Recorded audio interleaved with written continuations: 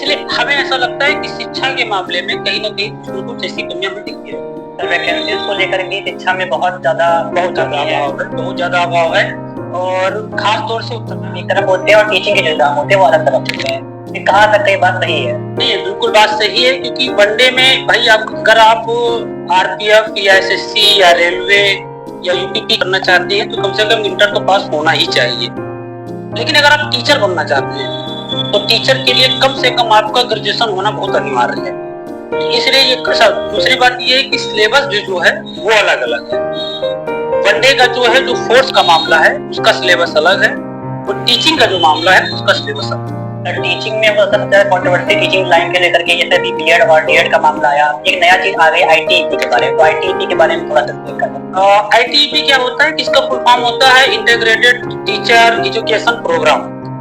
ITEP को present time की सरकार ने ये कहा है कि उन्होंने नई शिक्षा नीति में इसका उल्लेख किया है और कहा है कि 2030 के बाद, अभी नहीं, ये 2030 के बाद जो बंदे टीचिंग लाइन में आना चाहते हैं उन्हें कोर्स करना होगा और उसी कोर्स का नाम दिया जा रहा है आईटीईपी।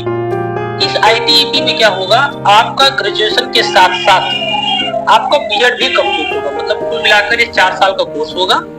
उस 4 साल में आपका स्नातक भी कंप्लीट होगा और उसमें बीएड भी ऐड होगा। अगर आप आगे चलकर अगर आप टीचिंग करना चाहते हैं तो फिर आईटीईपी का कोर्स तो करना अनिवार्य है। जो बच्चे अभी ग्रेजुएशन कर चुके हैं वो करें या ना करें आईटीईपी? अगर वो टीचिंग लाइन में जाना चाहते हैं तो उन्हें तो आईटीईपी कोर्स करना ही पड़ेगा। उसके लिए अलग सिस्टम कुछ ये है कि जैसे बीएड की अगर हम बात करते हैं तो ऐसे बंदे बीएड भी कर सकते हैं, क्योंकि टीचिंग लाइन में ये है कि एक से 5 तक की क्लास का मामला है और एक 6 से 12 तक का मामला है। अगर बंदा 1 से 5 तक करना चाहता है तो उसे डीएलएड करना पड़ता है।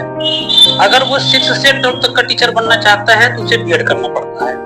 तो ऐसी स्थिति में बंदा किधर जाना चाहता है, वो पीआरटी को प्राथमिकता देता है, मतलब 1 से 5, या जूनियर की तरफ आता है वो 6 से 12 तक। उसी हिसाब से उसको अपना डिसीजन लेना चाहिए। सर, आपको क्यों लगता है कि इतनी कंट्रोवर्सी केवल टीचिंग लाइन को लेकर ही क्यों हो रही है? उसका मामला हमें ऐसा लगता है ये कि शिक्षा जो है वो हमारी समवर्ती सूची का विषय है और शिक्षा समवर्ती सूची का विषय होने के नाते केंद्र के अपने दिशा निर्देश कुछ और होते हैं, राज्य के अपने कुछ दिशा निर्देश अलग होते हैं।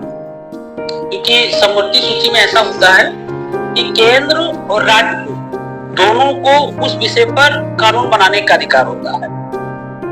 और अगर विवाद के मामले में देखा जाएगा, अगर विवाद कुछ ऐसा होता है तो बात केंद्र की मानी जाएगी। केंद्र सरकार कुछ और कहती है, उसके अपने कुछ नियम अलग हैं। राज्यों का जो मामला है उसका फंडा कुछ अलग हो जाता है। इसलिए हमें ऐसा लगता है कि शिक्षा के मामले में कहीं ना कहीं कुछ न कुछ ऐसी कमियां हमें दिखती है।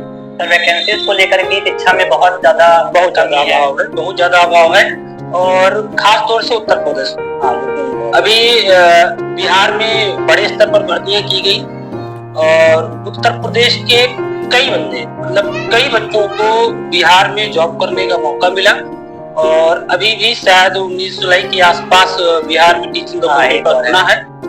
उम्मीद की जा रही है कि जिस हिसाब से प्रेजेंट टाइम की योगी जी की सरकार ने अपनी पॉलिसियां बनाई हैं, खास तौर से नकल माफियाओं को लेकर, और ये उम्मीद की जा रही है कि टीचिंग की जो भर्तियां हैं वो चाहे टीजीटी पीजीटी लेवल की हो और वो चाहे प्राइमरी स्तर की हो या जूनियर स्तर की हो, उम्मीद कर सकते हैं कि आने वाले समय में हमें भर्तियां दिखेंगी। तो जैसे अभी पेपर समय लीक बहुत ज्यादा, नीट का हुआ, फिर यूजीसी नेट का हो गया, तो उसके से कुछ कहना चाहेंगे आप? और इसमें जो कमियां हैं, कमी सबसे बड़ी ये है कि सरकार के पास अपना खुद का कोई प्रिंटिंग प्रेस नहीं है, लिहाजा हमें किसी न किसी प्राइवेट कंपनी पर निर्भर होना पड़ता है। मामला ये है कि प्राइवेट कंपनी में जो वर्कर काम करता है उसकी सैलरी 30,000 40,000 ऐसी कुछ होगी।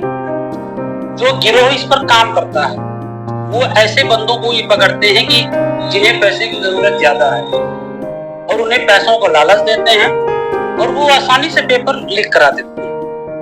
तो था ये बहुत गलत, लेकिन जिस हिसाब से केंद्र सरकार और राज्य सरकार ने मिलकर इस पर नया नियम बनाया है कि 1 करोड़ रुपए जुर्माना है, 10 साल तक सजा का प्रावधान है और जमानत भी नहीं होगी।